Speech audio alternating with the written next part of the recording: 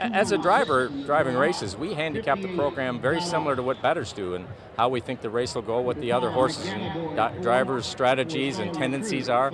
So, we sit down and handicap it very similar to what the people that are betting on them do. And, we're always at the mercy of some horses like to close, some horses like to leave, just race better that way, and you have to try to incorporate that into your plan if it'll work. But, there's just circumstances where if you got a horse that's leaving and there's 6 levers inside of you, you're just banging your head against the wall and you have to go to plan B.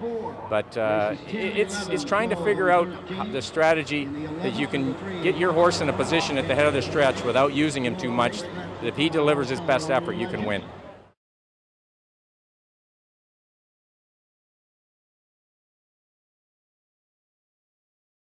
When we're named on more than one horse in a race, it can be very difficult decisions sometimes, picking between horses, picking between trainers. Your number one priority is to try and win the race.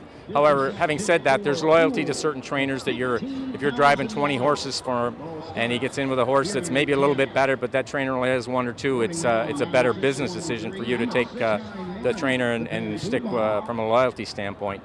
So it's, as a handicapper looking at them when they see picks, they really have to factor in who the trainer is that the driver picked and try and figure out if that was a loyalty pick or he was picking a horse that he thinks can win.